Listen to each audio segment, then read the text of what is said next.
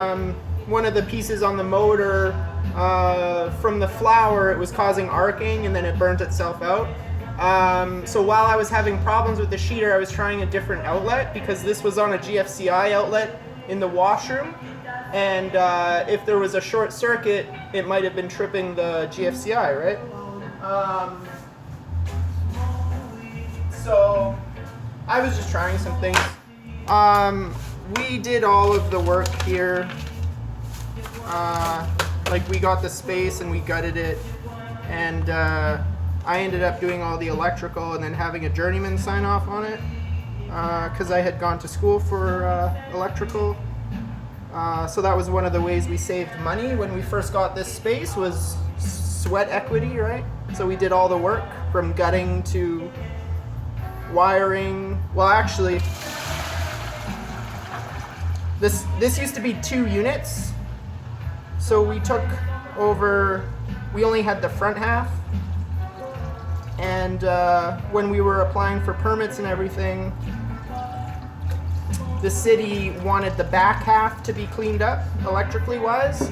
They had just fucking wires hanging in the back. It was a nightmare. So I had to do a lot of work back there, bringing it all up to code.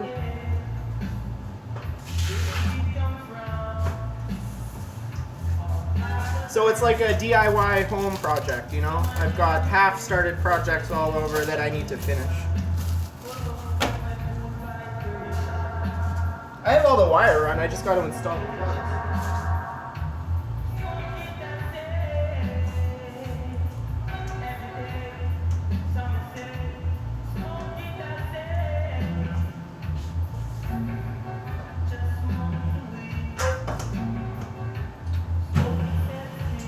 We use a raw honey in this bread, so you usually have to put it in the mixer and mix it up to get it to soften it up before you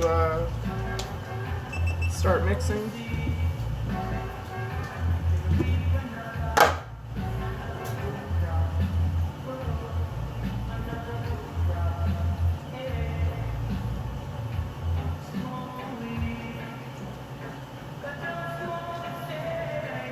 So we need 640 grams of oil.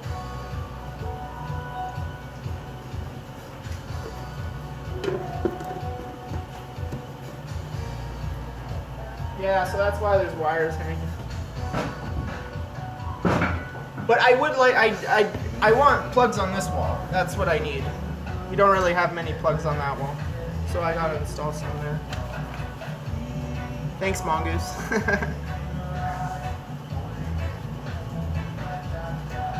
Unless you mean the 3-phase for the mixer here. I used to have the mixer over here. I don't know. I'm never happy with the layout. I'm always changing stuff.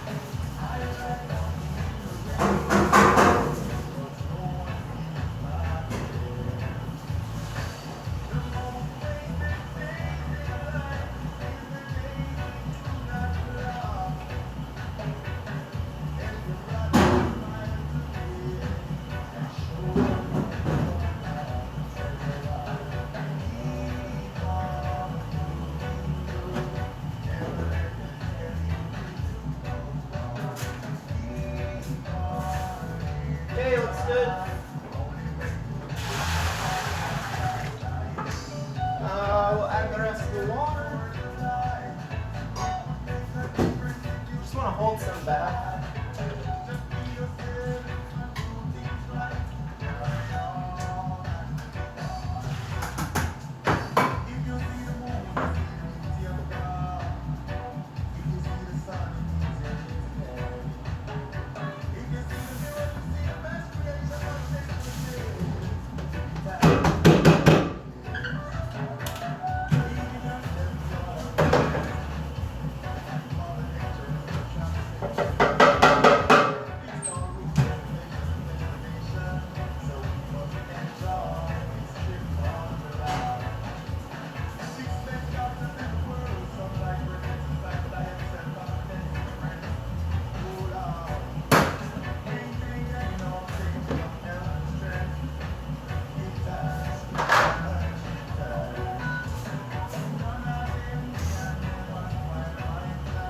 What's my favorite tool for a bakery?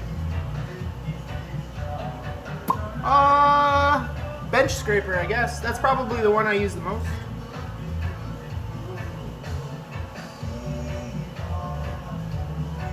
Or the sheeter, the reversible sheeter. You can't make croissant profitably if you don't have a sheeter.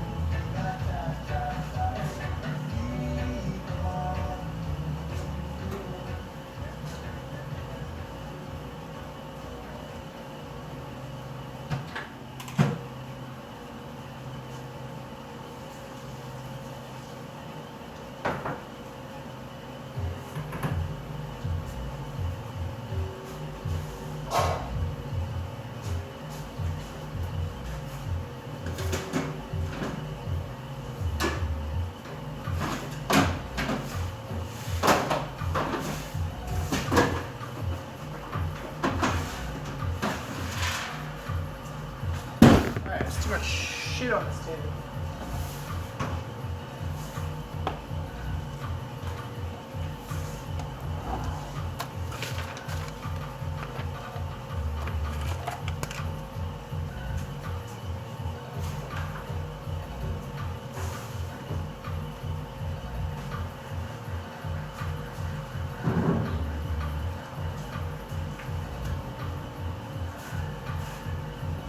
Okay, so that's mixing. We'll clean off this table and then we'll get started on the multigrain.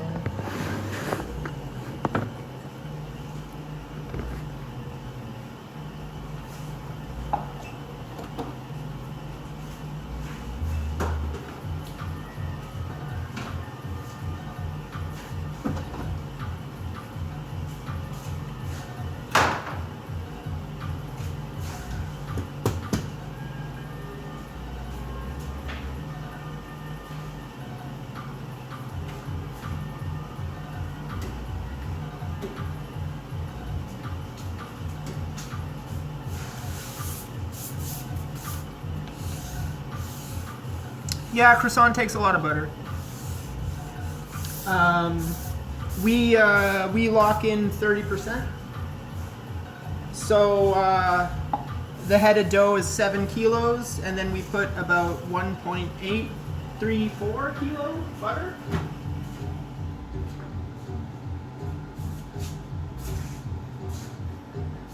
Oh, sorry, 2.2. So for 7 kilos of croissant dough, we lock in 2.27 kilos of butter.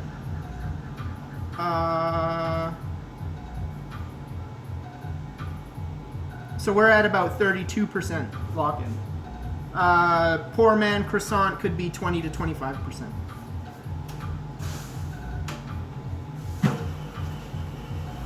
So we use extra butter.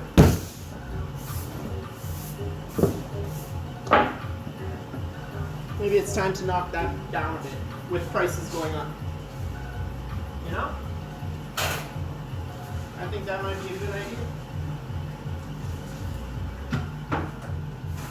So for the cinnamon raisin, the nice thing about this dough is we can add our croissant scraps to it because it's not a vegan bread, right?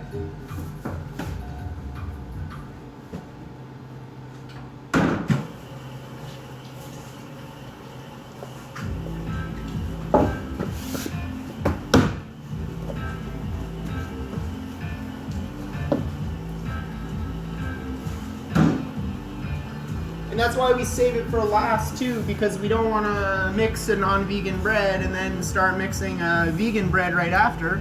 Otherwise, you got to give the bowl a good clean, unless you're unethical.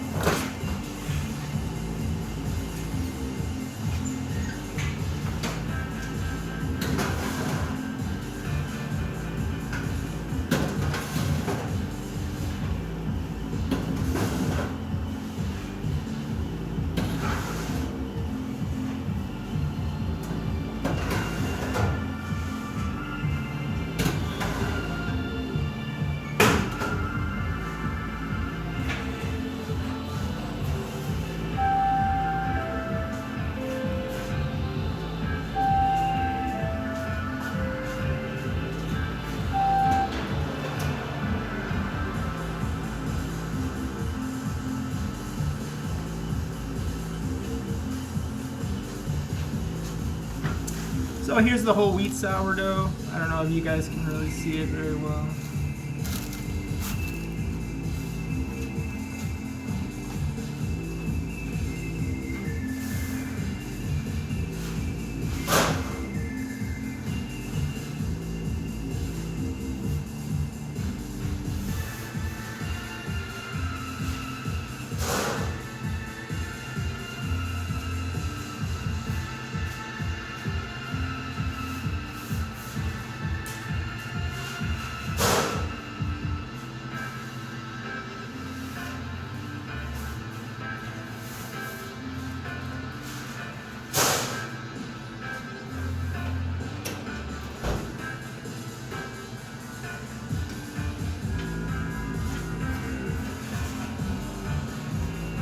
Now we get ready to load the potato onion.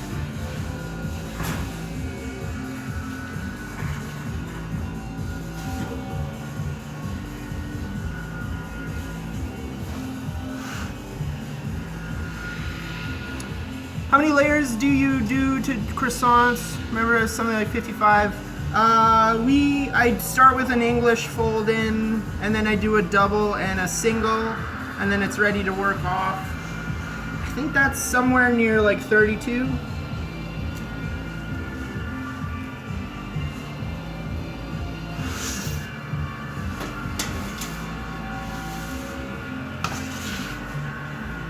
Depends on how you're counting. Some people only count the layers of butter, and others count they include the dough. So usually the bigger numbers are obviously going to be including the dough, if I recall correctly.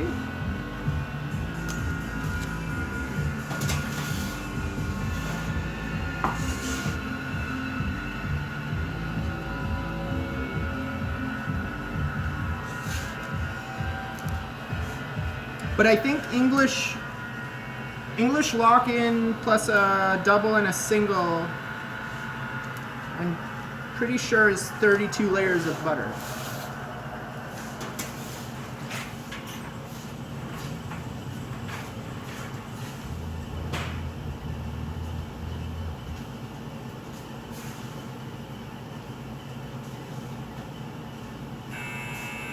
Yes.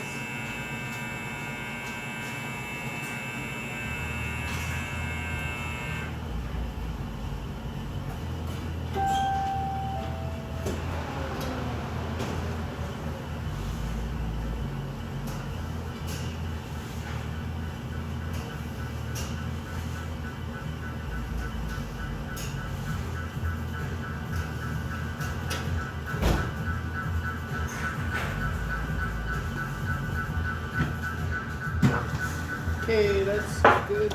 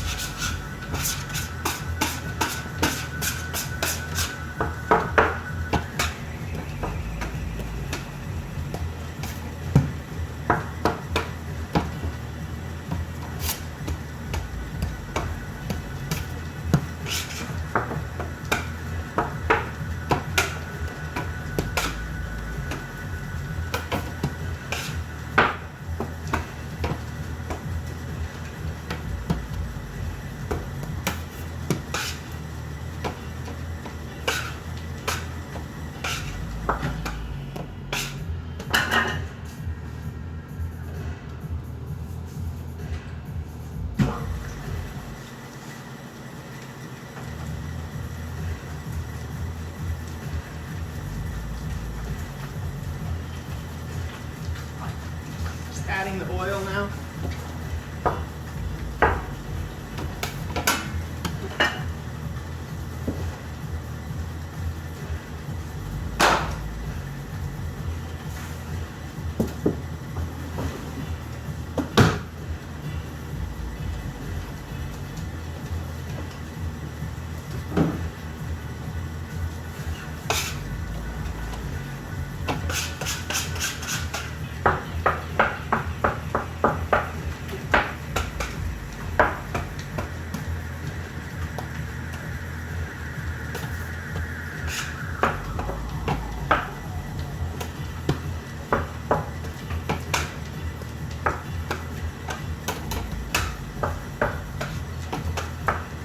Oh yeah, this is a 40 batch, so we'll have to board these up, because I won't have room.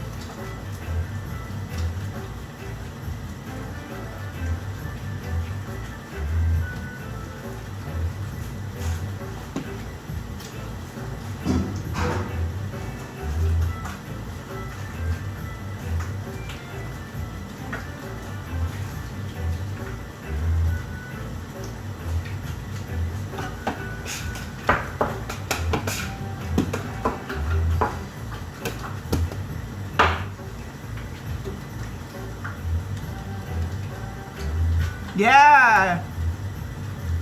Look at that, man. Maybe I'm making it. Bots are coming into the channel? Shit.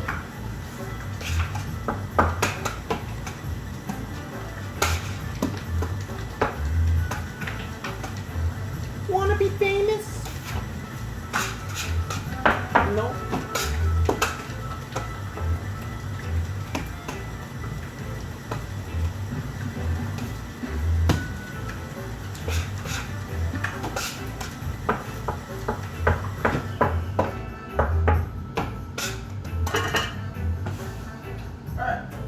So it's got all the oil in it, now we need our raisins.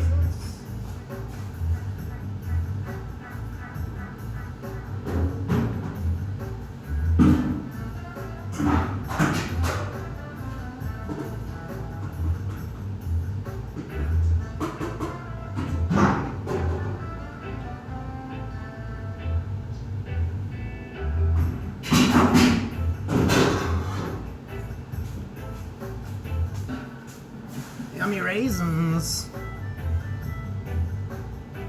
Bots in waves. So do you have a minimum amount you need to make every shift?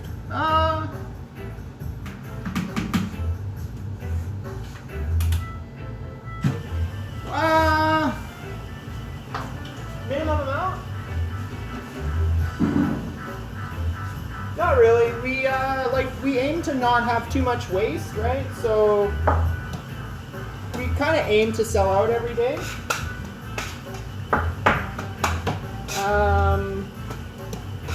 But yeah, we do about,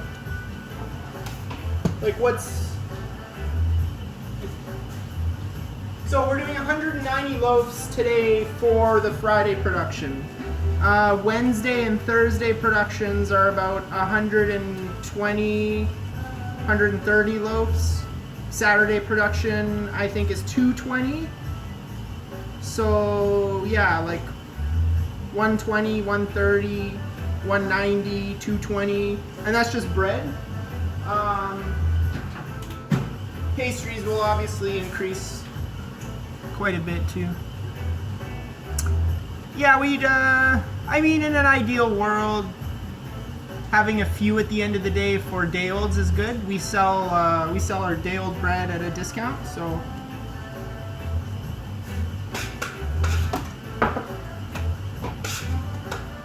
But yeah, and then anything.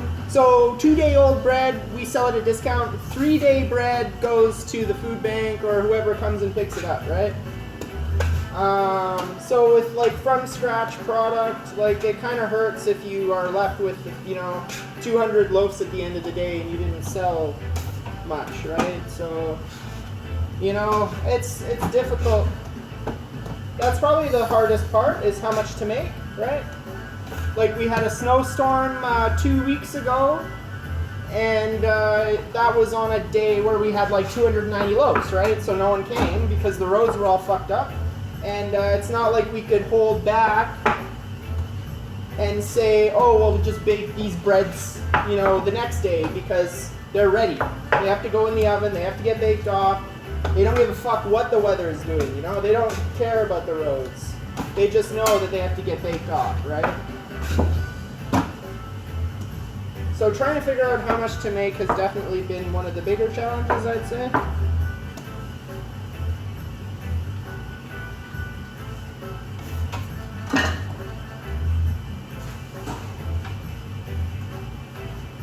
But like we want to keep it small, like small and manageable, There's a bunch of other small artisan bakeries that people can go to as well.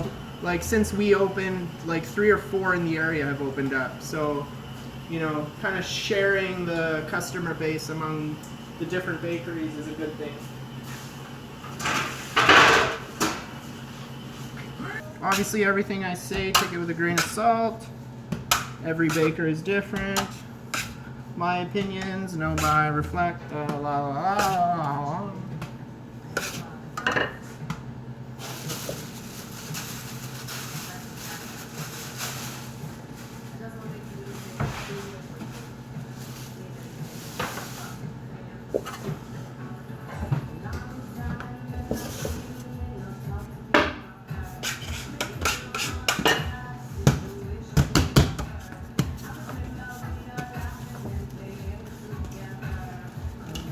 So in the convection oven right now is the potato onion.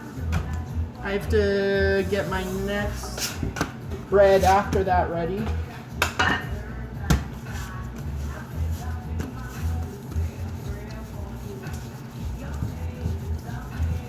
So with this type of baking, you're trying to line everything up so that everything's, so like I'm limited by my oven space, how much I can produce per hour, right?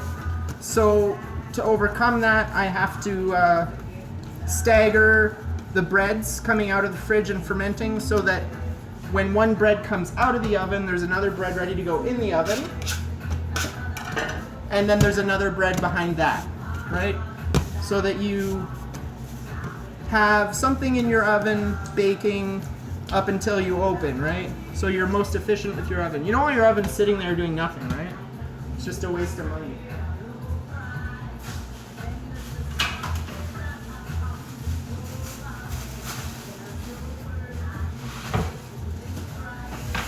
Especially in summertime, because the oven will be heating the space and then you'll have an air conditioner cooling the space. So it's like you're battling two fronts there, right? And it's just something you get better with experience.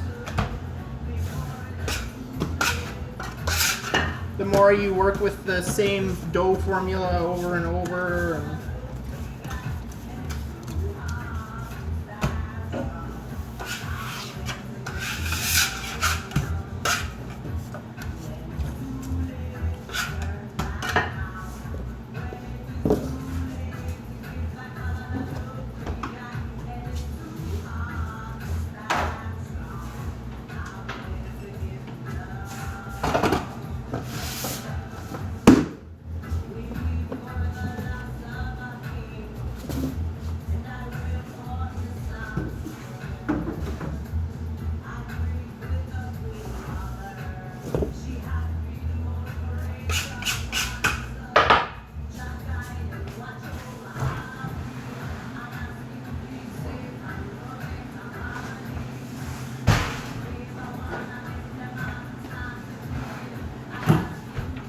so these were the doughs earlier that we had panned up.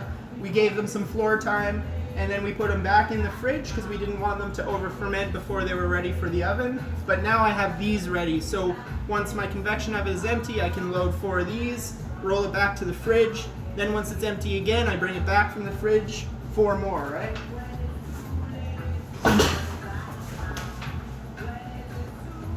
So you just gotta like organize for success.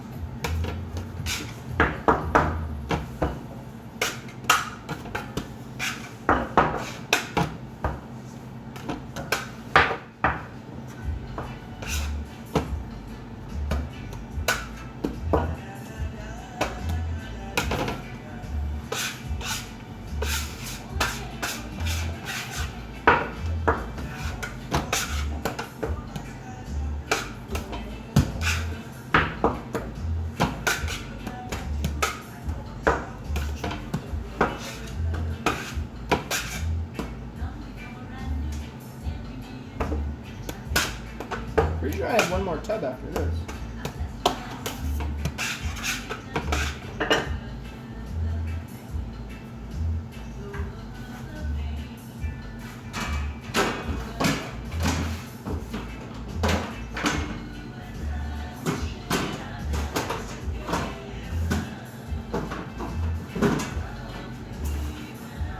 No, that's it.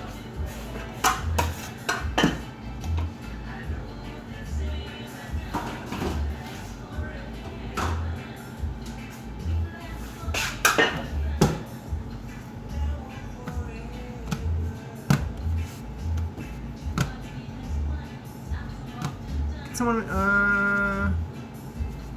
how many do I make in an hour? I don't know. Like final shaping?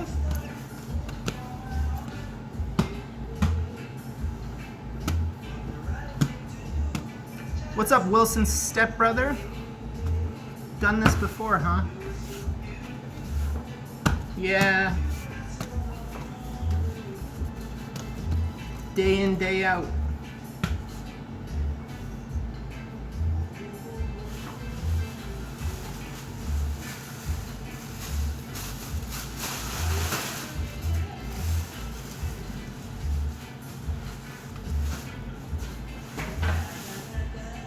I need another board.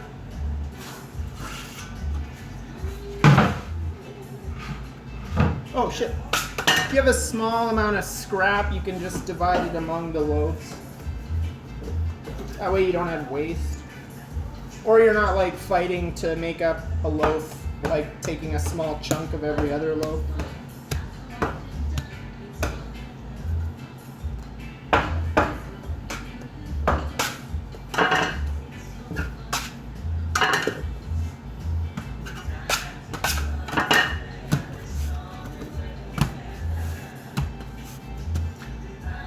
Online pre-ordering, same place. If so, your product looks amazing. Thanks, man.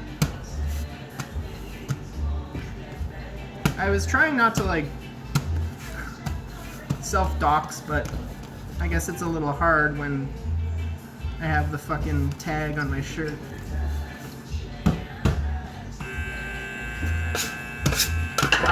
That's the sourdough about to come out, so I'll bring you guys over there and we'll take a look.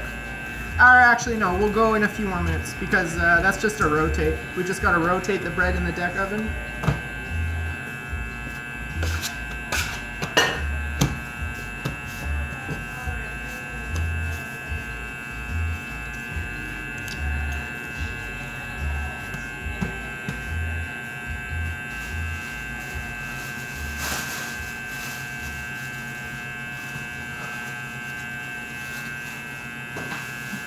I wonder if I embedded Twitch on the webpage, if that would increase the viewers.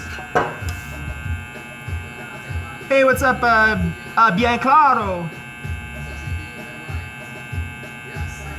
Thanks, man. Bread is great. Bread is magical.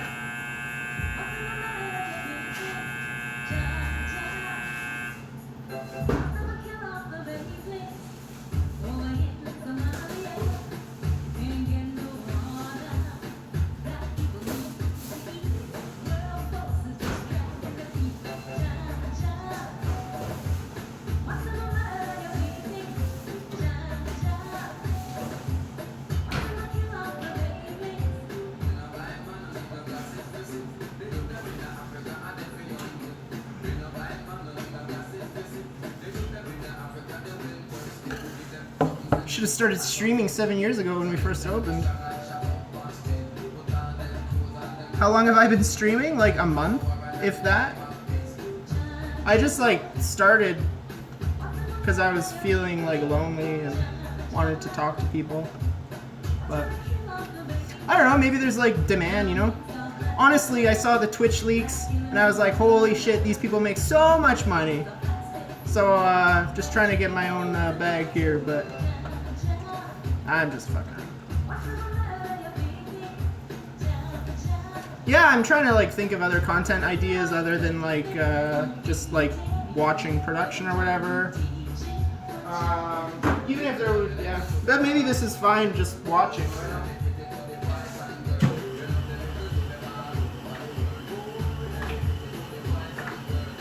I've got a bakery, why not use it, you know?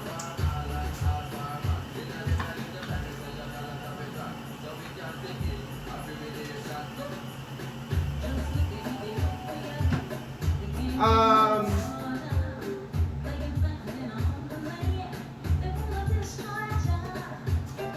gonna check the dough temperature on this again.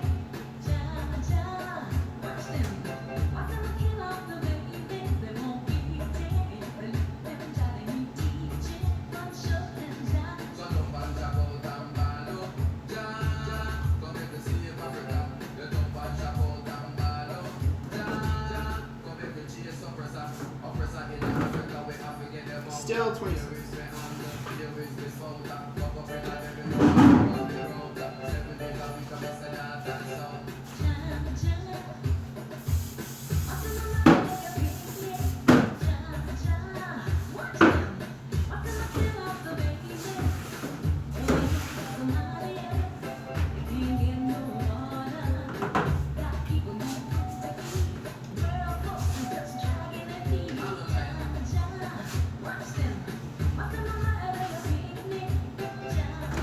So this is the cinnamon raisin.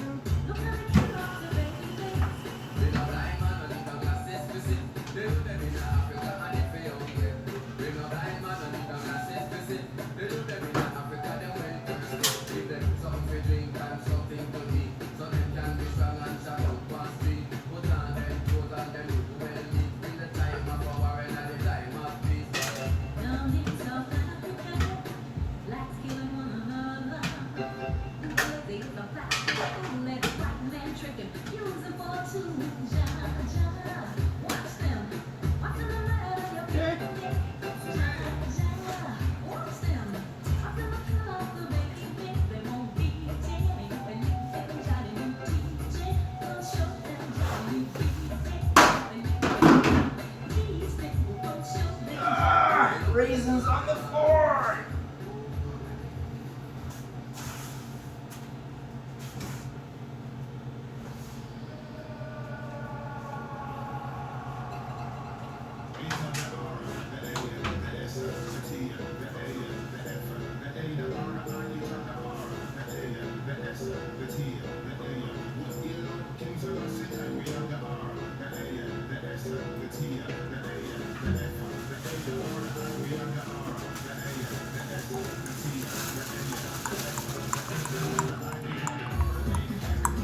Holy shit. Give it time will grow. People on Twitch seem to like to learn, so yeah, that's good. Production is the best. Content, stick with what you have sometimes, yeah. I worked for Sarah Lee Bakery Group. at the old Earth Grains plant in Alabama. Oh, cool, man. Large-scale commercial production, bread, honey buns, cakes, croissants, bagels, specialty items like Wendy's breadsticks. Cool. Shut it down because of competition. No kidding. That's, yeah, man. Dude, factory, like, the factory side of baking is like cutthroat. Like, it's pretty crazy. Working at the bakery is almost like working at the gym. Probably, yeah, I hear what you're saying, but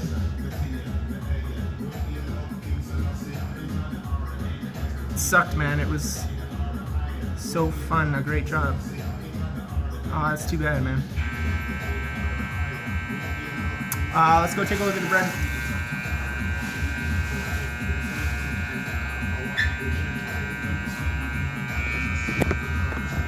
Yeah, it's too bad when that happens, hey?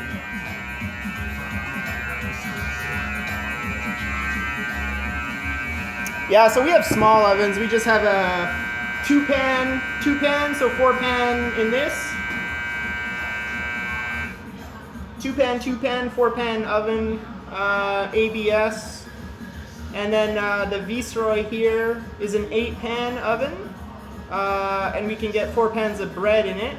But it's primarily like the pastry oven, right? So we can control everything for the baking programs.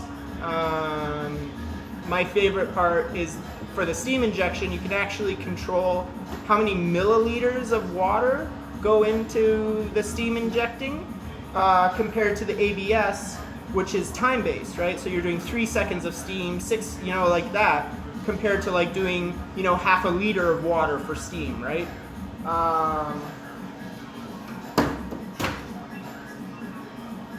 So that's one feature I like about the Viceroy oven here.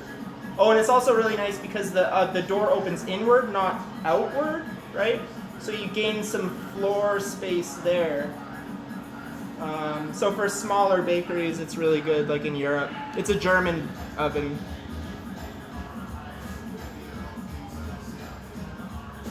This one is a Chinese oven. This is a rebranded Sinmag.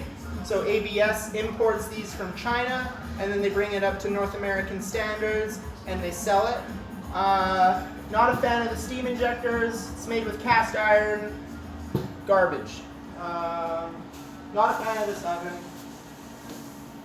My biggest regret, I should have bought a better oven. But the bread comes out nice. There's the rustic. So that's the dual sourdough. We got liquid levain and rye sourdough in there. 3-day bread.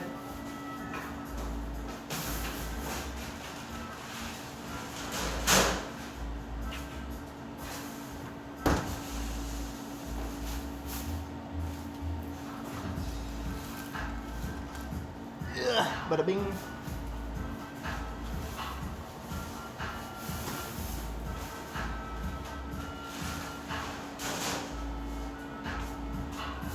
Yeah, the people at ABS don't like me because I shit talk their ovens too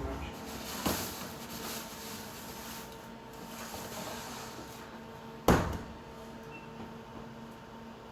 Fine with me. We'll give 3 minutes to the top deck, right? So like, even just like the bottom deck is always done before the top deck. So it's like, there's just the steam bottom oven steam injector works better than the top oven.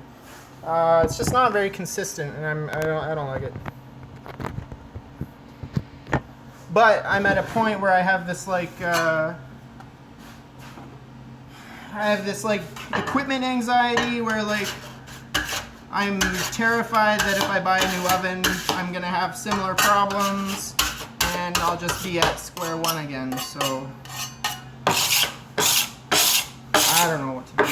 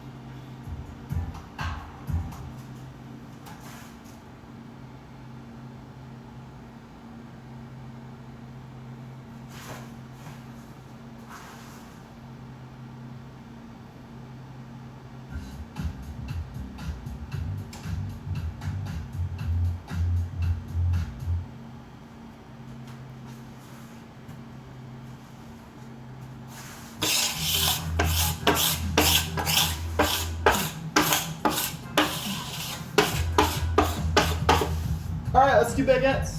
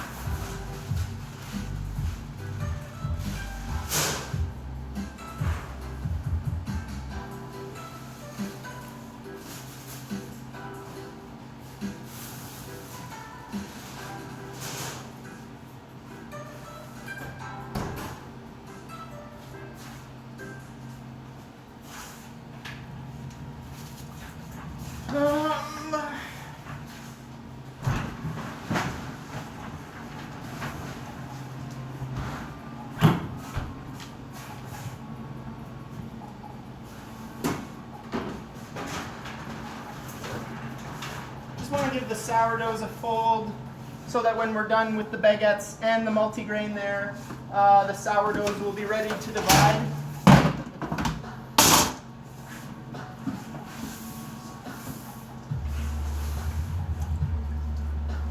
So this is the second fold of the sourdough. Oh.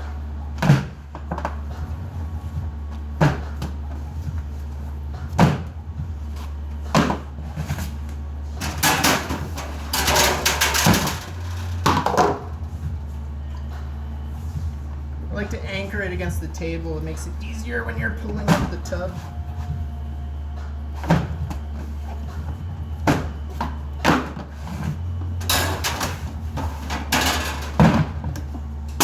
Wet hands. Here's a tip for any home bakers.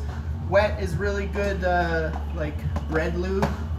So if you're folding your dough, wet your hands and the dough won't stick to your hands as much, depending on the consistency of your dough.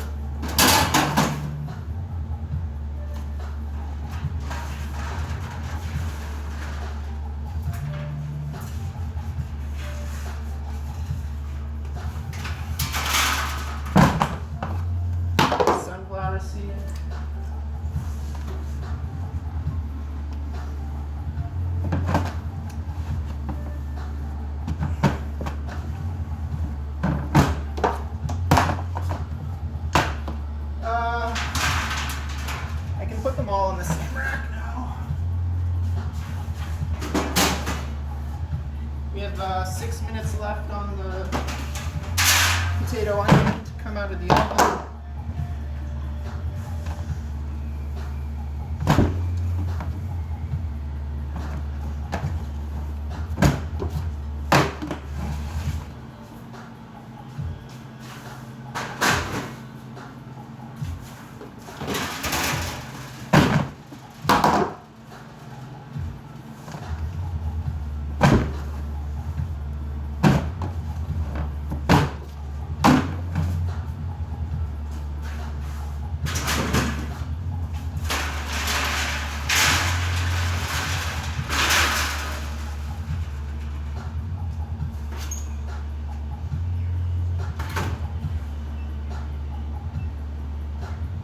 And then the next deck oven is still proofing, so we'll hold off on that.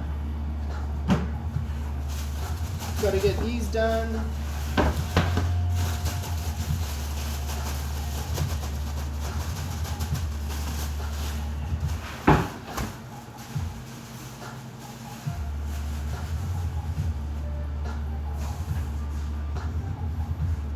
So now we're getting into a bit of a crunch time, where we got to divide and work off all the breads.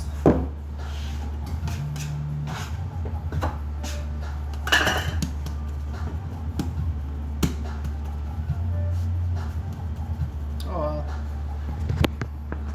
bring you guys over here. Get some baguette views.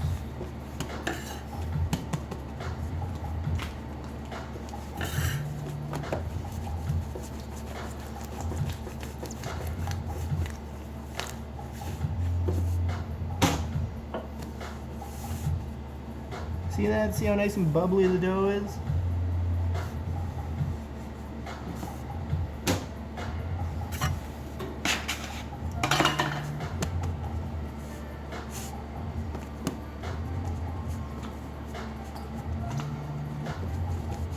Nice and gentle. Dog bone, right? You got your dog bone. One hand over.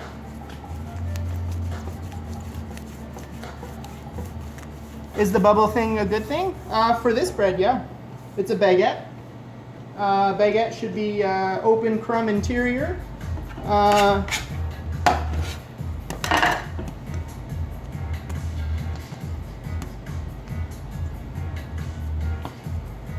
Yeah, like a baguette shouldn't look like a sandwich loaf, right?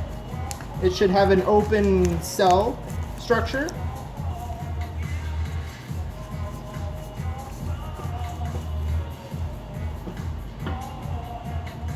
I mean, should, whatever, like.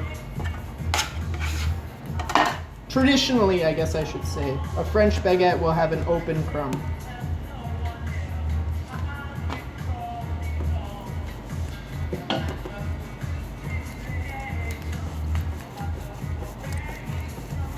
Bubbles on a dough post-bake is a controversial subject. European bakers see it as a flaw, and it seems like North American bakers see it as a bonus, or like a positive thing. Bubbles on the exterior of a loaf just show that the loaf has been proofed, like in a cold room. But the Europeans allege that it's a sign of over-fermentation.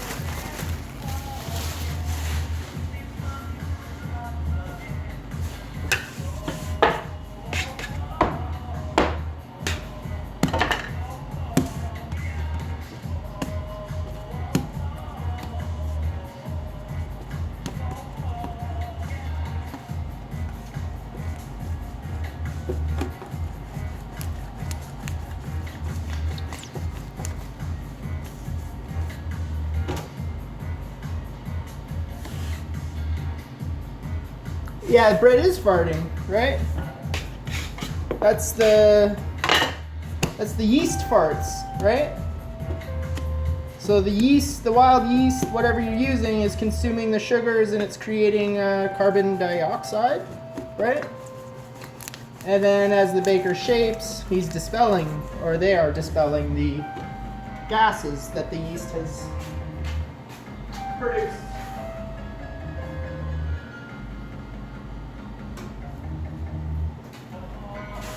So potato onion's about to come out. I like to to give it a few more minutes just because it's a wetter dough with all the onions and potatoes in it.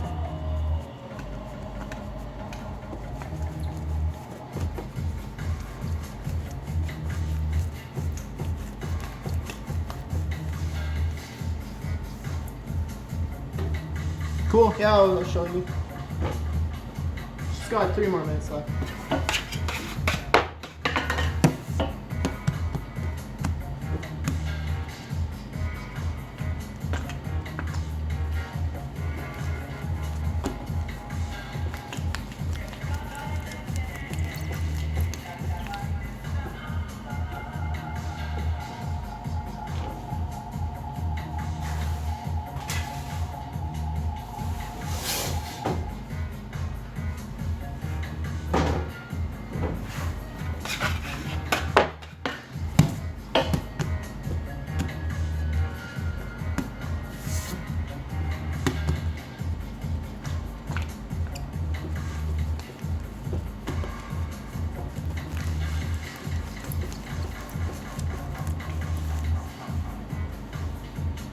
Have you ever made wild yeast before? Yeah. I mean, any sourdough is wild yeast. Our culture right now is about 7 years old. Not that age matters with sourdough culture. It's a marketing ploy, like these places that sell 500-year-old sourdough culture. Like, you know, there's not a lot of remnants from that 500-year-old culture in that culture, you know? Like, it's a living, breathing thing, and it's always living, breathing, and dying, right? And you take a small portion of it to rebuild it. So the likelihood of there being anything remaining from 500 years ago is highly implausible to me. That's probably one of my controversial takes.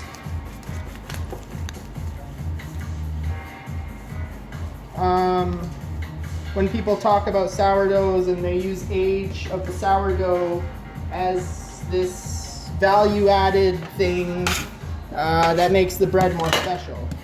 You can have a young culture, you know, that's a week old and still make really good flavorful bread. And you can have a very old culture that is producing bad acids and make shitty bread with it, right? So it's all about the type of acids that you have living in your culture.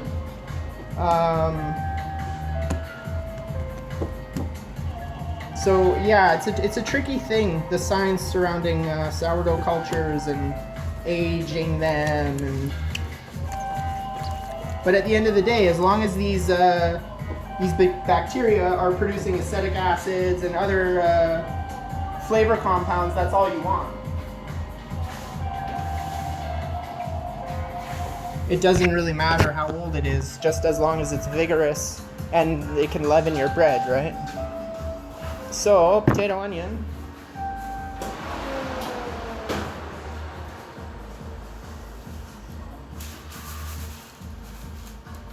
Here it is. I don't know, it's nothing really to look at. It's just a savory bread, you know?